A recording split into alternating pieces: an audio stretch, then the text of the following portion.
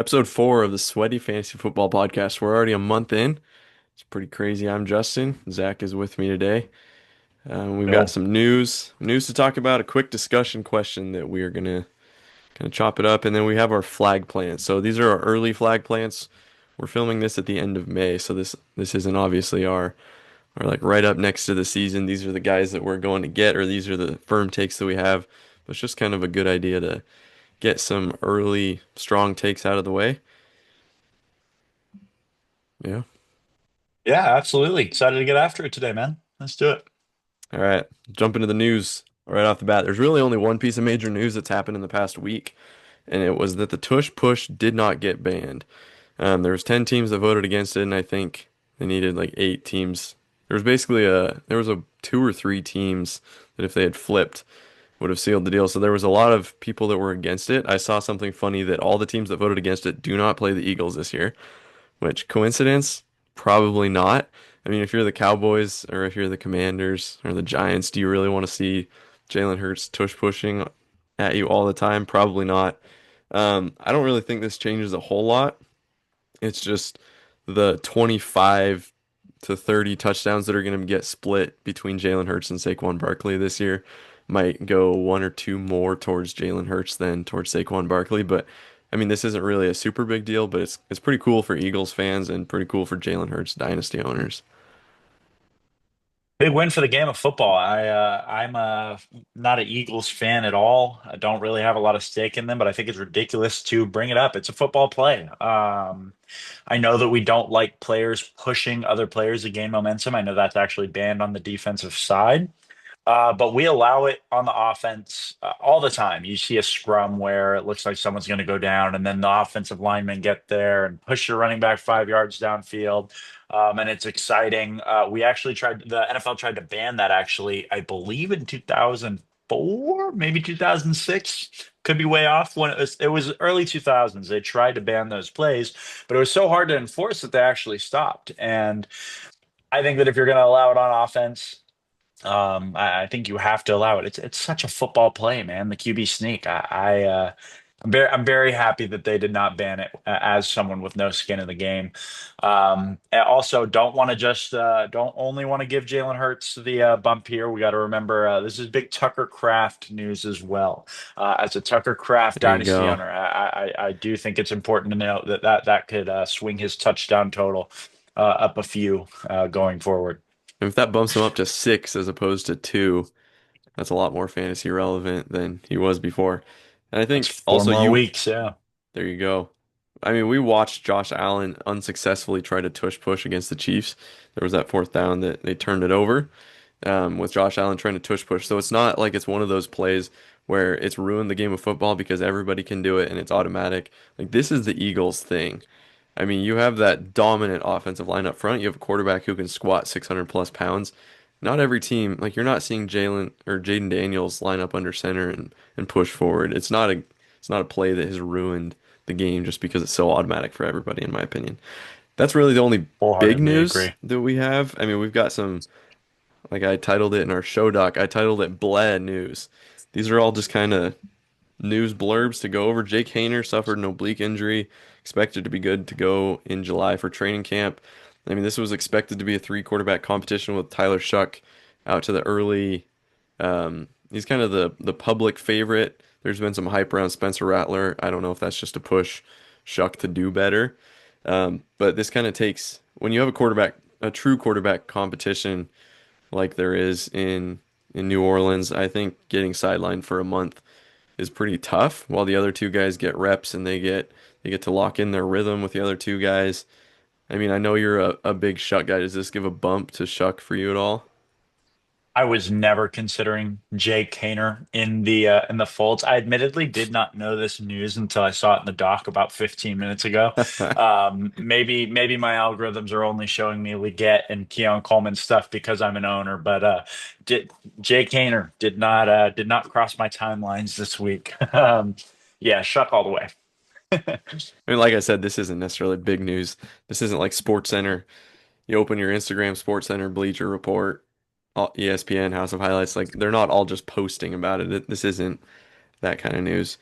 Travis Hunter the big question around Travis Hunter ever since he was being discussed in the top. Well, once he declared for the draft, and everybody was like, well, is he going to be a cornerback? Is he going to be a receiver? Especially in dynasty circles. In NFL circles, it's just like this guy is an elite player. We want him on our team. In fantasy football circles, it was always, is he going to play enough receiver for it to matter?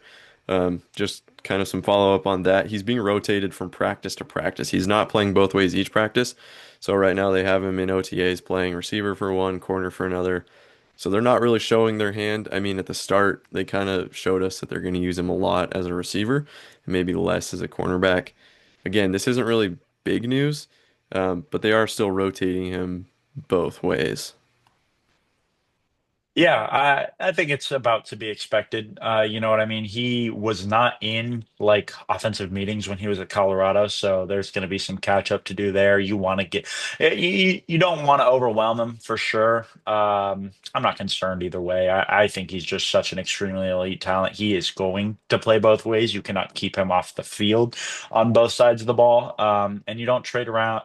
You don't trade away a future first round pick to get a guy you're not going to play both ways. I'm sure that the thinking in that front office is, yeah, we could have a first round pick next year, but we're going to get a guy. We're going to get two guys. We're going to get an offensive guy and a defensive guy who we believe is worth a very valuable first round pick. And that's why you make a move like that. We're going to see him on both sides of the ball. It might be game to game as matchup goes. It might be drive to drive as they need him. I don't know. I just know I'm excited to see it. Can you imagine the panic in the streets week one if the week goes by and Travis Hunter plays 5 snaps as a receiver and most of the time as a cornerback and he gets like one target and doesn't connect on it. So he's 0 for 1 on 5 snaps for the whole week. I mean, there's going to be people are going to lose their minds. I'm willing to be more patient than that. I think realistically he's going to be hard to project. I think he will be. I think it's harder to see him becoming a week to week starter than it is a fantasy starter than it is to seeing him be a an all pro or a even a Hall of Fame football player. He has the traits to be a Hall of Fame football player. He'll just need some health and some luck. But yeah, projecting it for dynasty is much harder. I love him. Wish I had him on some squads. I can't pay the price for the risk, for the uncertainty. That's fair. Malik Neighbors has a toe injury. He's not practicing at OTAs. This isn't really news until we get into July and August. And then if he still has a toe injury, then it's something to monitor. I mean, maybe this is just to get out of playing with Russell Wilson for a little bit of time. Maybe take a breather, do some ayahuasca with Aaron Rodgers, and try to center himself before getting in a building with Russell Wilson and Jameis Winston. I don't know. Anyways, not really news. There hasn't been any big injury news. Obviously, the two ones that we're talking about today are a neighbor's minor toe injury and a Jake Haener oblique injury. So knock on wood, there hasn't been any big fantasy relevant players get hurt that are out for the year. Um, so yeah, and then Caleb Williams, he went public with his desire to stay in Chicago. There was that news blurb that we reported a couple weeks ago that his family was trying to get him out of the Bears before he got drafted. He was looking at the USFL. He was looking at all these ways to not go to the Bears. And then also his complaints with the Bears coaching staff throughout the year were well documented. Um, and so I think it was definitely a PR move to just come out, have no, there's no issues before the season. Like it's August and they're like, God, does he really want to be here? He just came out end of May and said, no, I want to be here.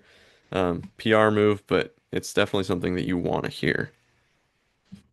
I believe it wholeheartedly. I think that this Bears team is not what it was 3 months ago. I believe that this Bears team, maybe 4 or 5 months ago, but and it's definitely not what it was before Caleb Williams got there. Just a completely different team.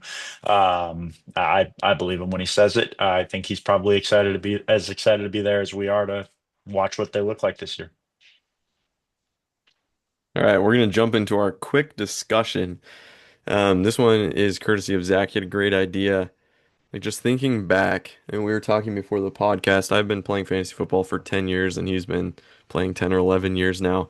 So the question was, who that you've watched in the past would you love to have on your dynasty squad today? And there's so many great names that come to mind. I mean, there's like those one-hit wonders where they just had their big moment. There's the players like the Julio where they have a long run, big career.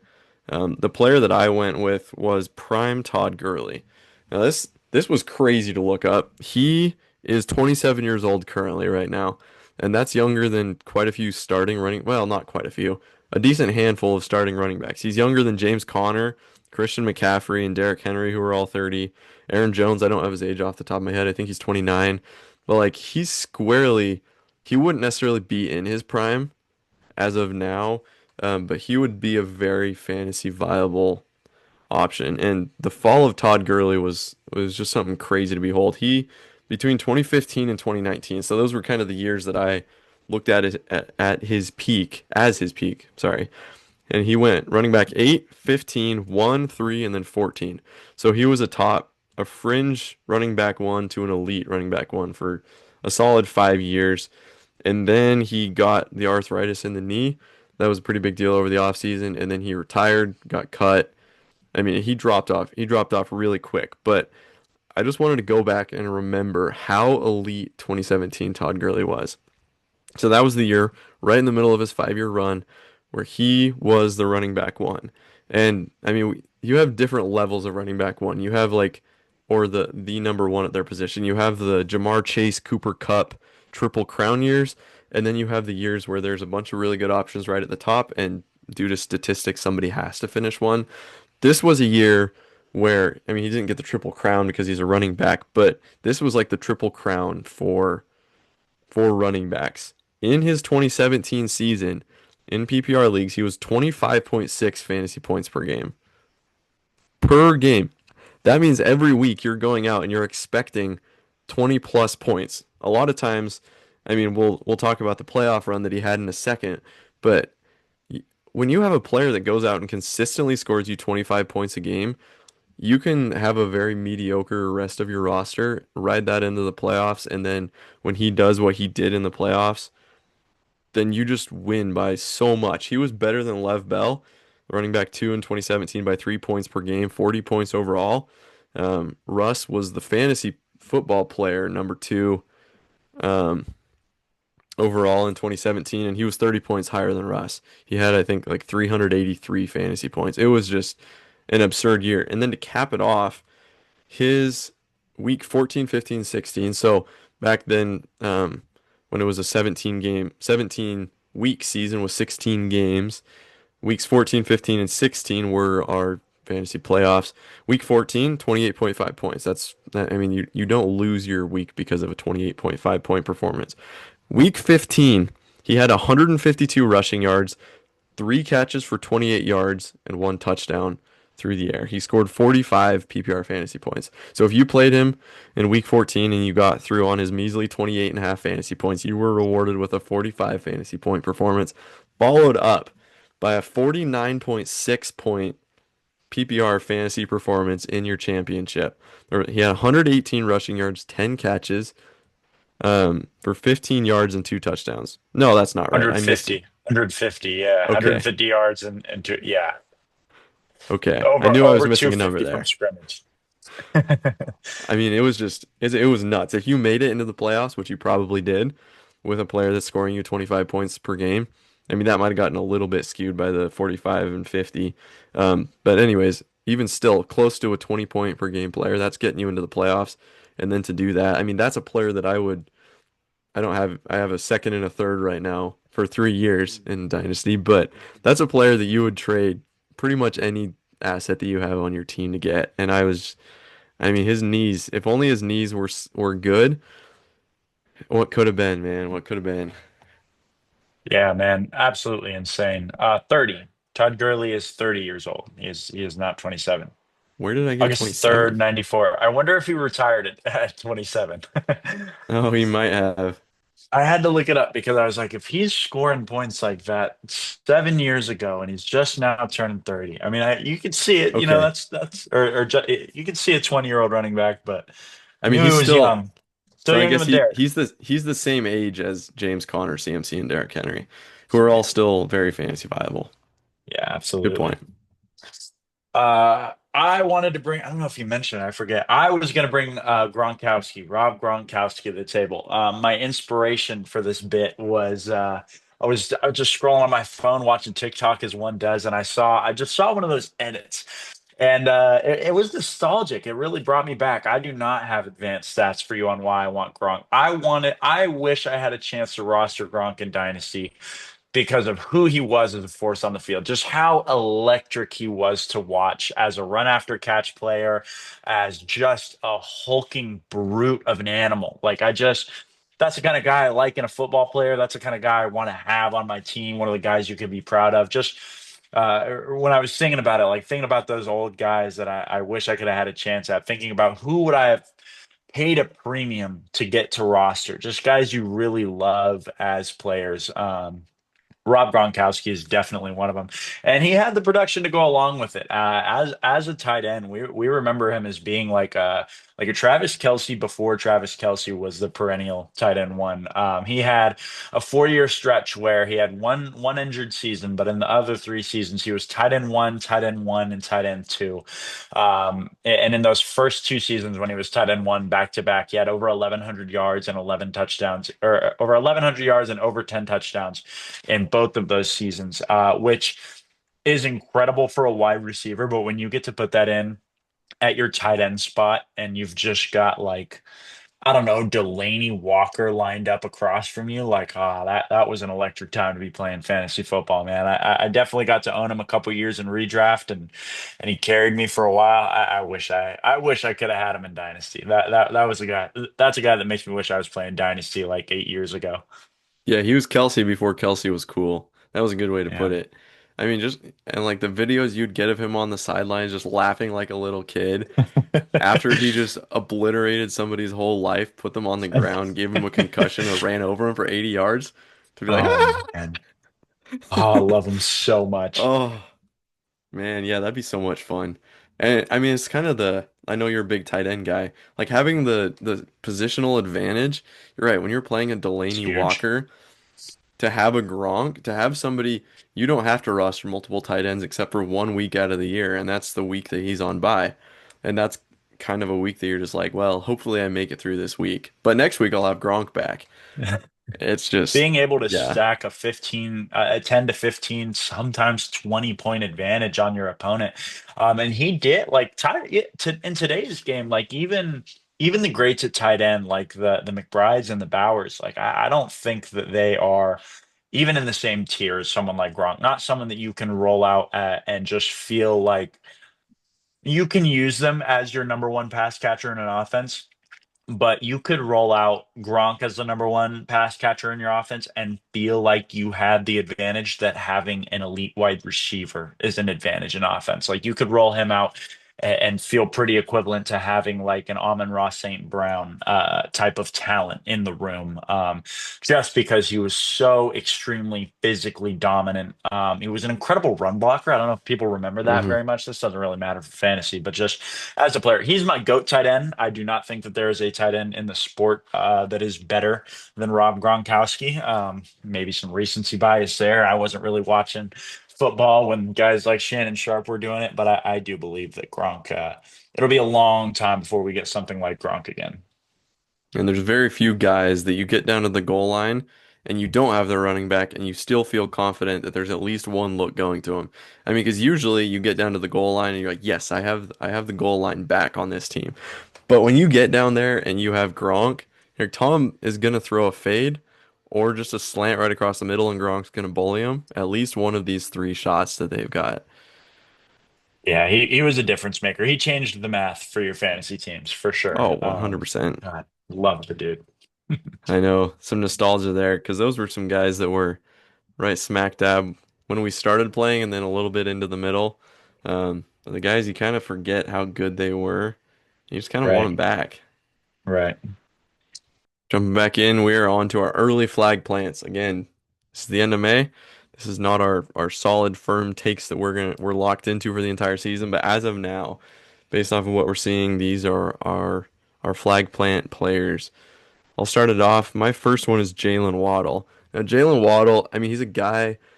I've talked to a couple people about trading him in Dynasty, but I mean, people are hesitant to even offer a second at this point, and I think he's worth at least a first.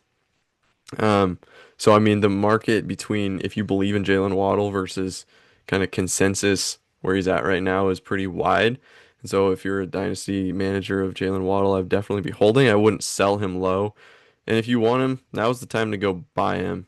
Unless the manager still thinks that he's worth a first and you can't get him on the cheap. But if you can go get him on the cheap, I think he has a decent chance to be a top 10 receiver this year. Um, it's a little bit tough to get there. You have to do some mental gymnastics, jump through a few hoops to get there. But just thinking back, I mean 2021, it wasn't that long ago. He's played 4 years. He was the number 6 pick coming out of college. I mean, this kid, he has burners. He was elite. Um, Basically coming out of college, everybody said, well, he's going to be the burner on whatever team he goes to. And then he went to the Dolphins. Well, I guess he had a year without Tyreek, but then he has Tyreek, and it's like, well, that whole team is just burners. Anyway, so he was a top 6 pick, wide receiver 13 and 8 in his first 2 years. And then these past 2 years, the Tua big injury years are really bad. I didn't get the exact splits, the splits on the entire Dolphins team, basically outside of Jonnu Smith, where if Tua was playing, the offense was clicking along pretty good. And when Tua was not playing, when he was on the sidelines with his concussion issues, the offense was bad. I mean, I remember watching one game where I think they played the Browns near the end of the season, and it was like 6-0 in the fourth quarter with like 5 minutes left. It was something insane like that. Don't quote me on that. But the point is, Jalen Waddle is really good, and I like betting on talent. He doesn't have necessarily the best situation. I still believe that Tua is a good quarterback, a competent enough quarterback to get him the ball, to get his good players the ball. The question will be, does he feel comfortable enough to not just check it down to Achane 50 times a game? Um, and I guess I don't know the answer to that. Really, my argument is that he still looks good on the field. He has his own injury concerns, but he looks really good. I think Tyreek has officially fallen off a cliff. I think that's probably my strongest take of the offseason is that Tyreek is done. Um, and so I guess if he is actually still really good, I don't know if this offense is potent enough to support both, but I think Tyreek is done. And I think if Mike McDaniels, unless he's dumber than we all thought, if he doesn't change something and try to rejuvenate his offense, he's done after this year. Because there's some crazy stat like he's only won 3 games in his 3 year career so far against teams that are above 500 and they don't play well in the cold. I mean, there's just so many stats that he doesn't play well against good competition. And so he needs to change something drastically if he wants to still have a job. So I'm kind of betting on his talent. I'm betting on Tua being a good quarterback, and I'm betting on Mike McDaniels not wanting to lose his job and realizing, hey, I have a guy who we picked at number 6 a couple years ago. This guy, he if we gave him 150 targets in a year, he could be one of the top 5 best receivers. Like I think he's just pure talent. He's one of the best just pure receivers in the league, in my opinion. He's still young. He's 27. So he's getting closer. I guess I didn't fact check that. I'll fact check that in a second. I'm pretty sure he's 27. So he's definitely not fallen off of Six, the age actually. 26. So he's Yeah. he's right in the prime of his career. 26 is kind of the number that we look at where you're like that you might be getting towards the back end of your prime, but you're still firmly in your prime. And so I just think he's a really good quarterback. The situation isn't quite as bad as everybody thinks. And I hope Mike McDaniels doesn't want to lose his job because if he doesn't throw at Jalen Waddle again for another year. If both him and Tyreek have under 1,000 receiving yards again, that probably means the Dolphins lost a lot of games and Mike McDaniels is fired. Yeah, I get it. I think it's really hard to look at that team and get excited about a bounce back. Everybody is really pessimistic about Tua right now. And just the team building overall, it feels like it hasn't worked. They are in a really rough spot as far as the future of their cap space and what that all looks like with the Tua and Tyreek deals. They're currently paying over a quarter of their cap to those two players. It's a downward trending situation, it feels like for a player that has been trending down in the past 2 years. He had that wide receiver 8 overall finish in 2022, which was awesome. We got to see all those things from Jalen Waddle that we really liked. But then the next year after that, he was the wide receiver 34, which is borderline not even startable. And then he played in more games last year and was the wide receiver 46. So we see a situation that we want to be selling on, and we see a player that is not been not been excelling in that poor situation, and it's hard to buy into that at this time.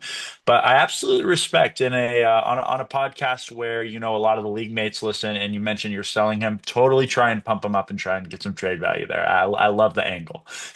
Yeah, I forgot to mention, currently he's the wide receiver 33, pick 64 in ADP. So you're not paying, this isn't a player that you're paying a premium for and hope, and like the bounce back is already baked into it. Like a wide receiver 33, you're not you're not paying the premium. So that's just a bet that I'm willing to take. I mean, kind of a sidebar for you. If it goes south this year, say he's the wide receiver 40 again, Mike McDaniels gets fired. There's questions. He's 27. Then what? As a manager in a dynasty situation, what do you do? I mean, you've got to be pretty low because as a 27-year-old, you're getting probably a first-time head coach. You're at least getting a new system, maybe a new quarterback. I haven't looked at when they can move on from Tua, but it's bad. It could get really, really, really ugly. It could get ugly quickly here. Totally believe in the talent, and we've seen it from him before. But betting on seeing it again after 2 years of not in a bad situation is hard for me personally.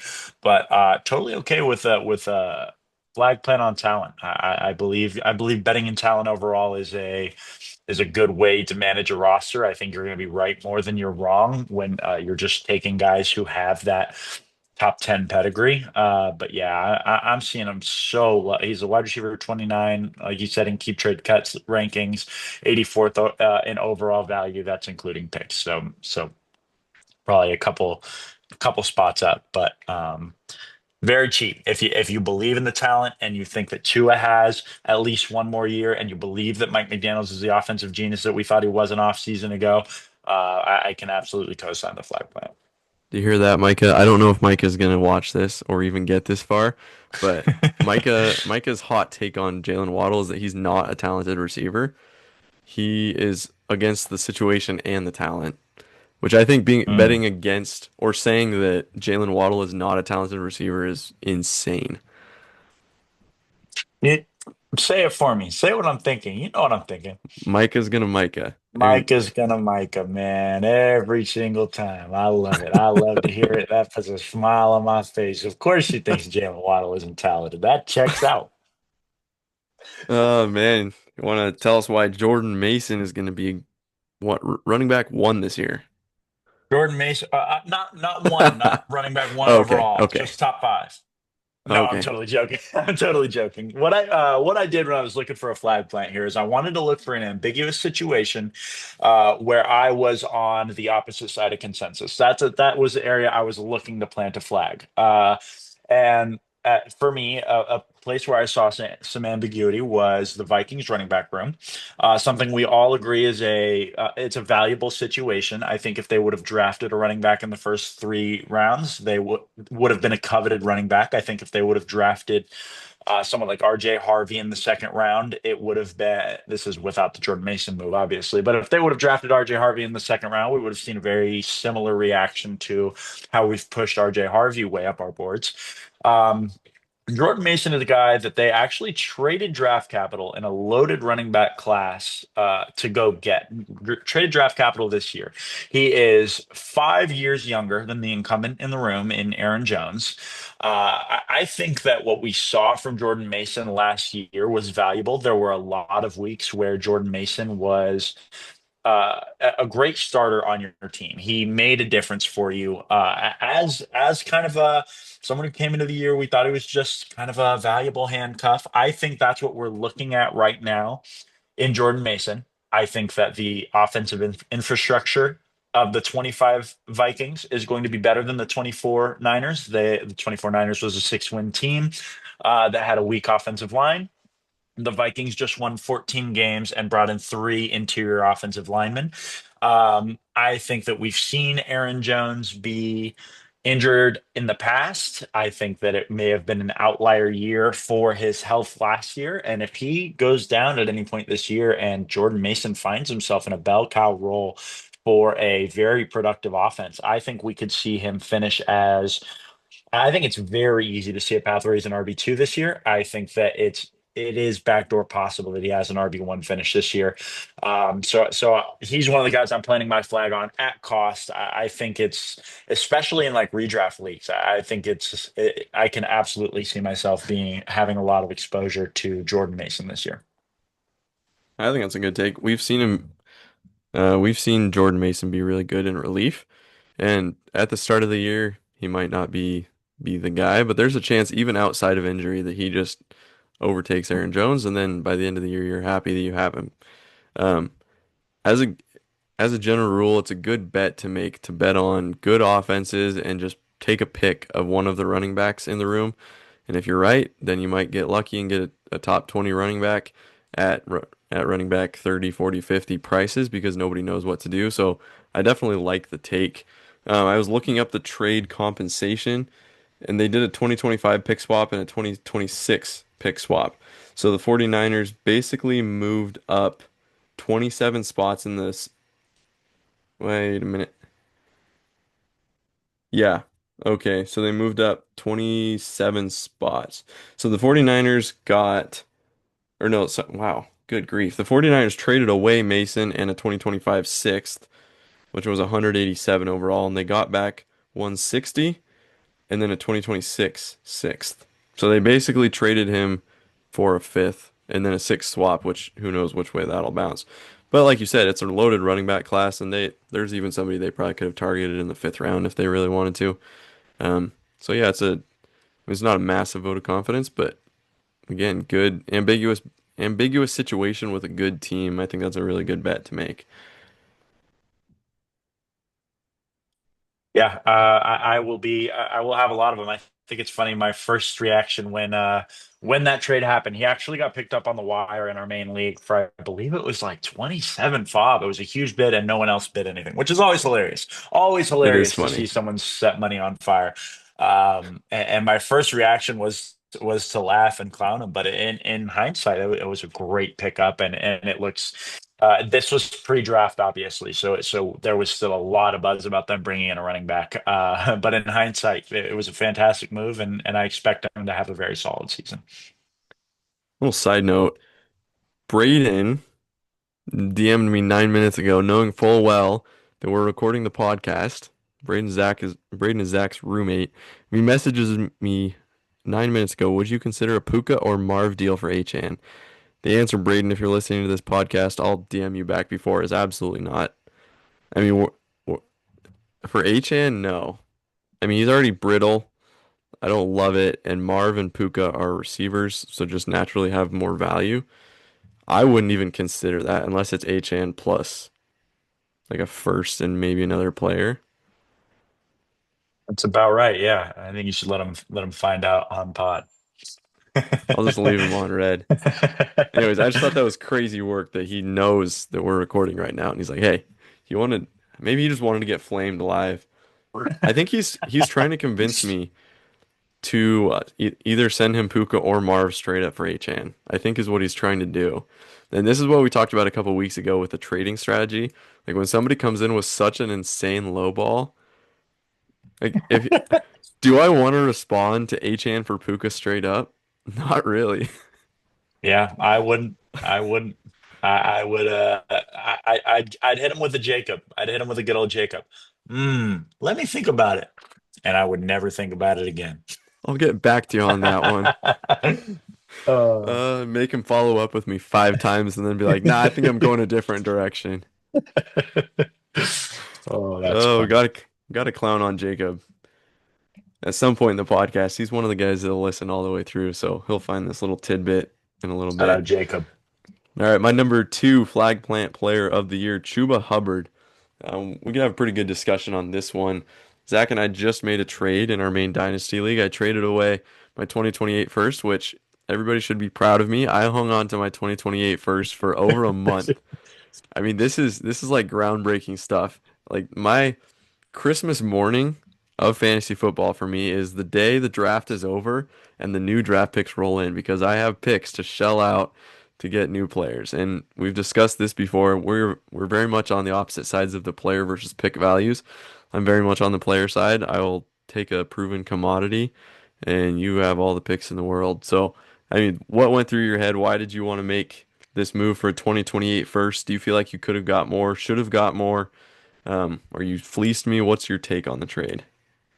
I think that I wish I would have gotten more only because I think it was possible. We talked a little bit pre-show about you think you would have paid a little bit more, and I think that's great. I think at the end of the day, a win-win trade is the best thing in fantasy. I much prefer to fleece someone. I'm never looking for a win-win. Like I will always take you to the bank if I can. But I think we got a win-win trade done. I do believe in Chuba Hubbard. I do think that he is a good buy at the time right now. I'm rebuilding. That's why I'm willing to buy draft picks that won't happen for 3 years. I'm in a very aggressive rebuild.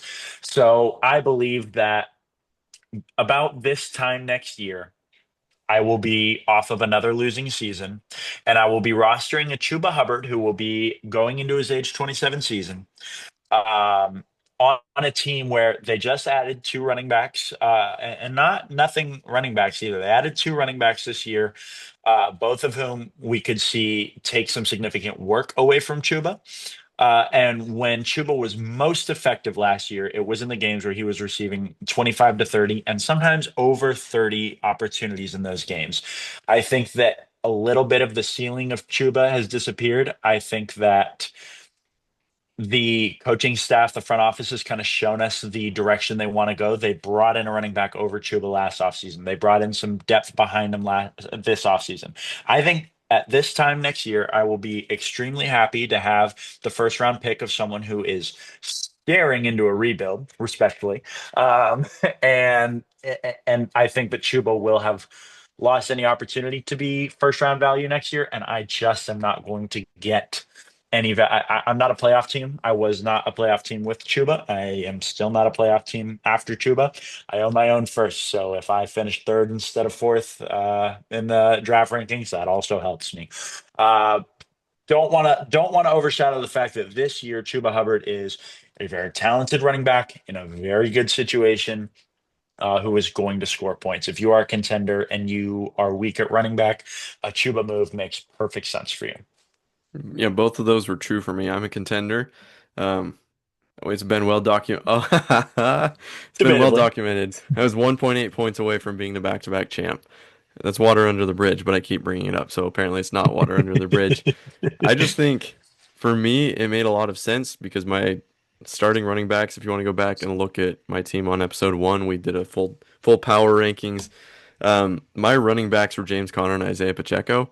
That was basically my starting running backs. The only running backs that, unless somebody gets hurt and like Rendo is valuable, or somebody like that, those are really my only two running backs. So to add Chuba, who I think he has a pretty safe floor, and I think honestly, them bringing in other running backs doesn't scare me at all. Rico Dowdle is not in the same tier as Chuba, in my opinion, and I think it'll only help to spell him, give him a little bit less work. Because as cool as it is for that 1 week to see your running back get 35 touches, 180 yards, and two touchdowns, that's not sustainable at all. That's how you snap your running back in half by week 8, giving him that type of workload. So if we see his carries come down to 15 to 20, he catches a couple passes a game. I actually didn't look into his receiving work before the episode. The big the big deal to me is if he can get 15 to 20 rushes per game and the offense as a whole improves, then I think that's a win because I think his touchdowns, he had, I believe, 9 touchdowns last year, 9 or 8 touchdowns. So if 11 total, one of them was through the air. okay, so he had 11 total. I think in a better offense, I think he has a chance to be one of those guys that maybe even pushes for 20 on a really high end season. Probably a more median outcome would be 10 to 15. I'd be happy with that. And if he gets 11 like he did last year, and he's the running back 14, then that is absolutely worth a first, in my opinion, just to have somebody that you can plug in every week. Um, for 2025, my flag plant being Chuba, he's the running back 19 by ADP. So he finished at 14. He's being drafted at 19 this year, and he's at pick 47. That's a very solid. If I can get through 3 rounds, let's see. So the back of the fourth round would be. I'm just trying to think through a snake here, through for a snake draft, because you have your first round, then back of the second, early third. So it's back of the fourth. So if you have the back of the fourth round and you went Jamar at 101, and then you got a decent running back at in the second round. Basically, if Chuba's your running back two, and he's a back end receiver one, I was trying to do way too many mental gymnastics there. I was trying to jump through all the hoops. What I'm trying to say is at running back, I'm I would be pretty confident in saying he's going to be a back end running back one, high end running back two. And if you get that in the fourth round, in the back of the fourth round, I think that's a screaming value. And I think he has the upside to go a lot higher than that. Like I said, if the touchdown variance hits just right, I think he could make a push for top five running back. I wouldn't necessarily say that that's a strong possibility of an outcome, but it is a chance, and not everybody has that chance. So I think he's pretty solid. He was third in rushing yards over expectation. This stat was crazy. So he had 270 rushing yards over expectation. One and two was Derrick Henry and Saquon Barkley, and they had 562 and 546. So they were over double.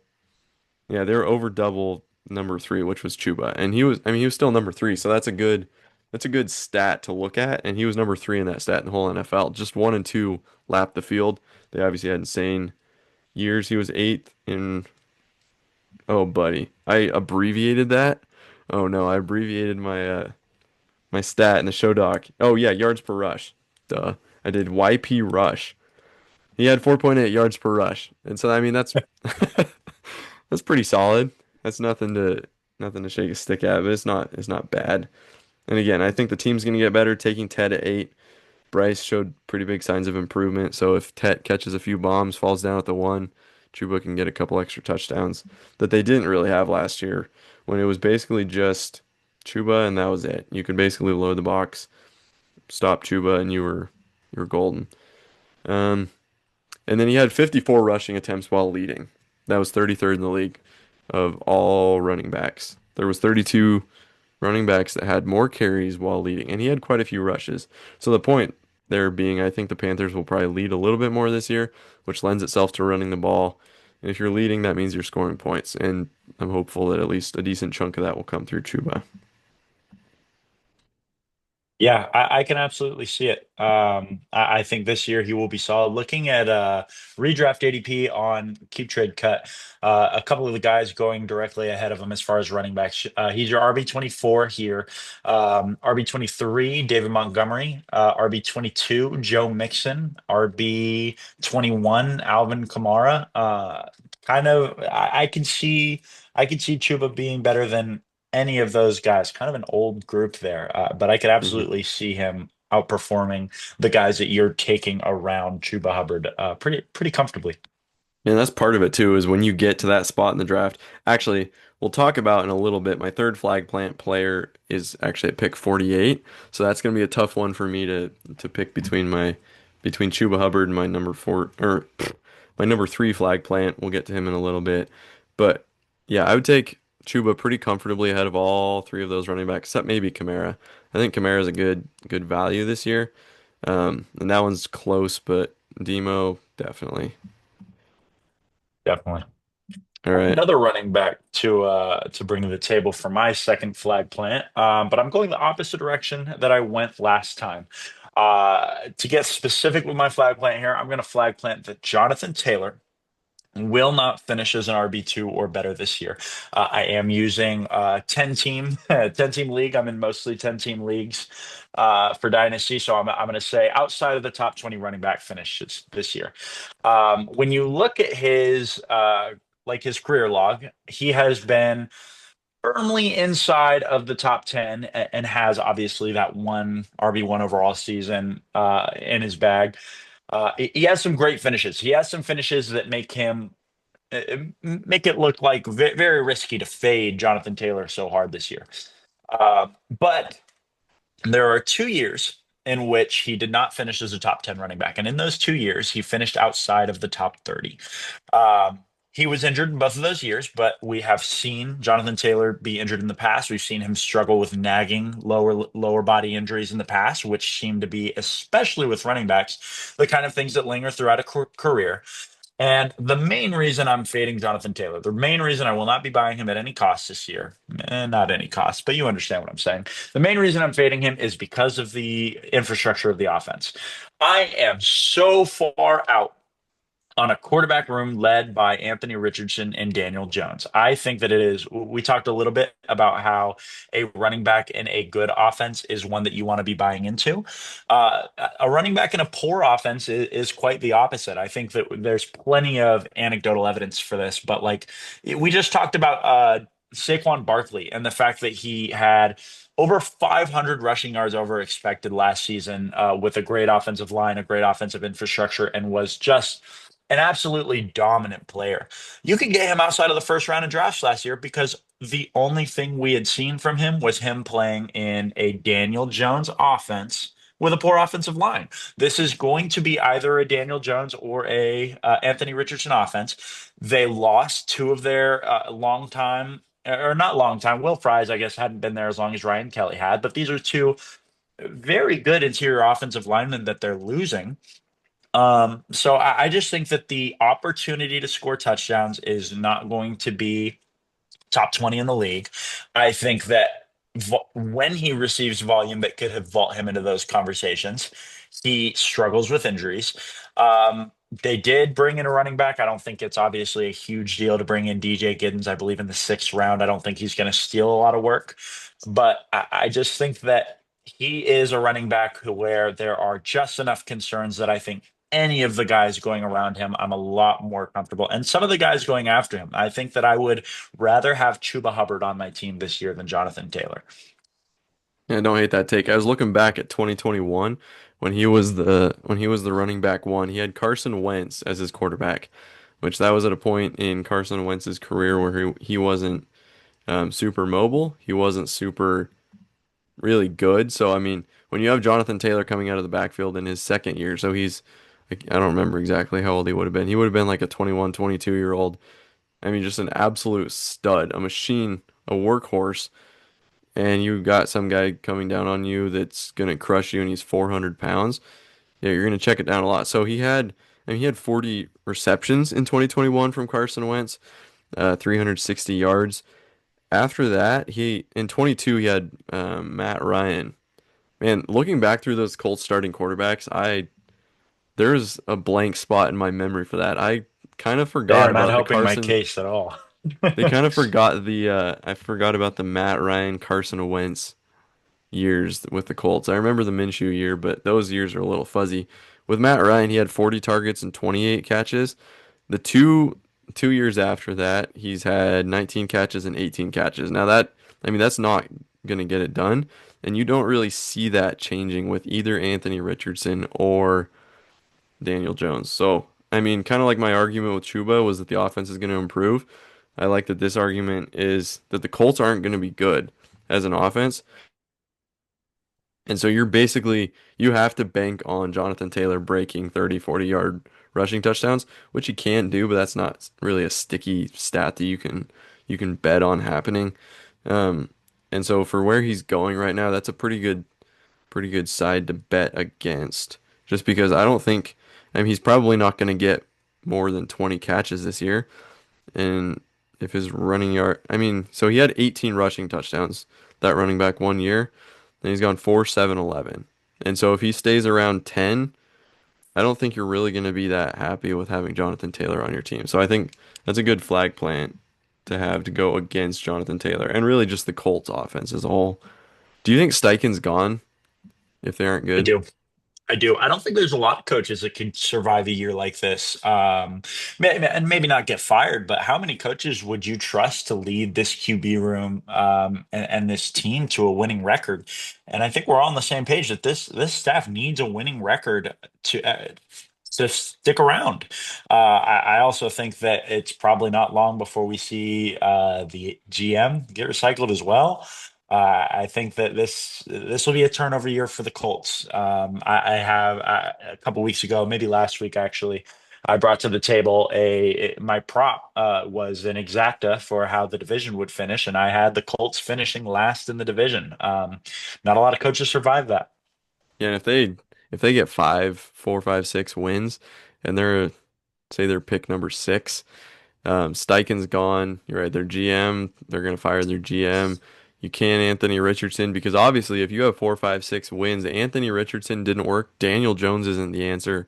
And so, likely what you do is you maybe keep Daniel Jones as a backup, maybe. Probably not. And then you either try to trade up to get like an Arch Manning, or if you are that bad, you might just be in the number 1 pick and get Arch Manning. I don't think that's completely out of the question. They have good enough players. I don't necessarily think that they'll be like a 2, 3 win team, but I can see 4, 5, 6. New Yeah, quarterback, coach, GM, recycle the whole thing. Maybe trade. I mean, because Taylor's got to be getting close to the end of his contract, no? Because I do not know his contract details. I know that he is 26 and a half right now. so he's going to play this season at 27. So next season he's going to be going into his so nah, that's not true. He'll turn Well, he'll 27 play this at year. 26. Yeah, I think he turns 27 in January if I'm not Okay. mistaken. So then he'll be going into his he'll be 27. I mean, that's prime to flip to a contender for a second round pick, go full rebuild, and yeah. Okay. But I think you get a first for him right now, and I think you should be. Yeah. Oh, I would agree with that. All right, we'll kind of rapid fire our third. My number 3 is George Kittle. Um, The reason is just a value. I think Kittle is in the tier for this year of Bowers and McBride. Bowers is currently at ADP of 20, McBride is at 25, and Kittle is at 48. So, in my opinion, I would much rather have at 20, you have Lad McConkey, Jonathan Taylor, or Bucky that you're giving up. And like if I could have Lad McConkey or Bucky Irving and George Kittle versus at 48 is DK Metcalf, Devonta Smith, Cortland Sutton. Like I would rather have George Kittle and Lad McConkey than Bowers and Cortland Sutton. Like I think the upgrade at receiver is enough that paying up for Bowers at 20 isn't quite there for me. And then it's the same thing with McBride. He's at 25. So you're giving up Kyron, Lamar, Josh Allen's in there somewhere. Pretty close. So you're giving up star-studded talent, like bona fide studs, because you're in the first 2.5, 3 rounds at that point, to get a McBride or Bauer. So I would rather wait and then get Kittle. The one downside to that is if you miss on Kittle, I think the drop off is fairly significant. You might be able to get Laporta. I think he's somewhere in the 60s, so that might be a decent consolation prize. I just think Kittle's going to be really good this year. And so to get him 2, almost 3 rounds later than Bowers and McBride, that's a player that I'm incredibly high on for this year. Yeah, I'm a 49er fan. I love it. Kittle is the best tight end in the league and has been for many years. I don't want to hear nothing about Kelsey. He is a stud.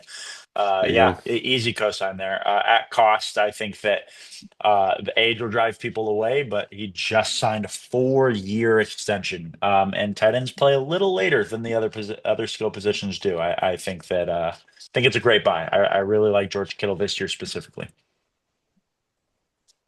You go for it on Dak. All right, yeah, my last flag plant is going to be Dak. He was a late addition, so I don't have really any stats, but I'm looking at his profile right here. Since 2019, Dak Prescott has played over 12 games 3 times. Uh, in those 3 seasons, he was the QB2, the QB8, and the QB3.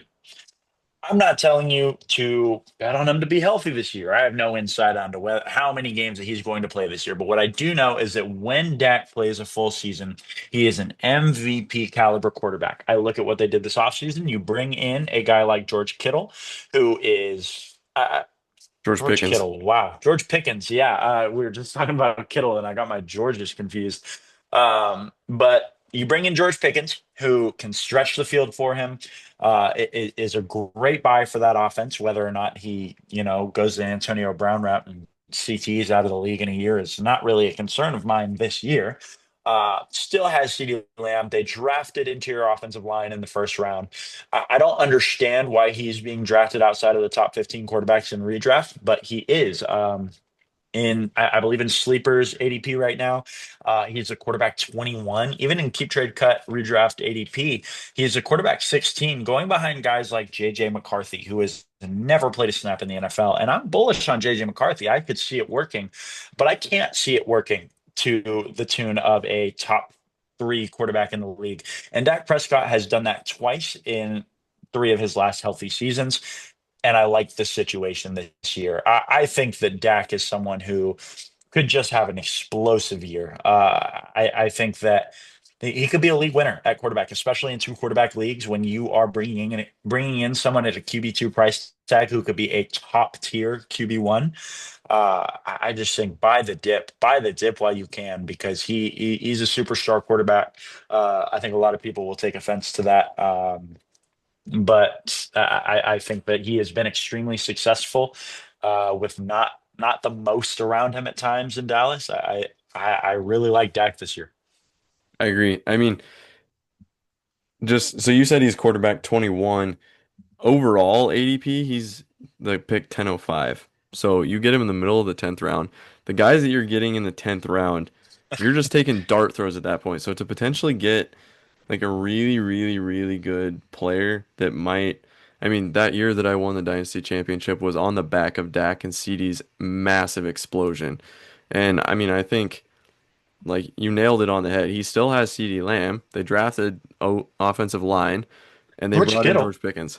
Yeah. Who knew? They brought in George Kittle. I mean, that's just a yeah, anyways. Breaking news. You heard it here first on Jake the Hayner's end. oblique is not the only news we're talking about today. George Kittle to I Dallas. buried the lead. I don't know what I'm doing. Anyways, yeah, Uh, great pick. I mean, if you miss out on the quarterback targets you have earlier in the draft, I think Dak is the perfect way to go to finish out your draft. So I completely co-sign that one. Um, great flag plant. I think that one's gonna wrap it up. We're done with episode yeah, 4. 4 shorter episodes. episode this week, but we're really getting into a groove here, into a rhythm. I'm loving it. I think so, yeah. 4 episodes feels like it's been pretty quick. Um, we'll keep going all off season into the regular season. I'm stoked. This is going really well. I'm liking it. Jacob, thanks for making it to the end. You might be the only one that listens all the way to the end. I don't know. That's pretty cool.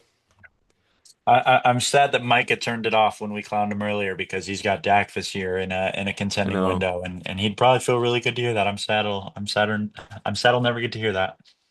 I know. I know he won't get to hear you talk up one of his players, which is it's pretty rare.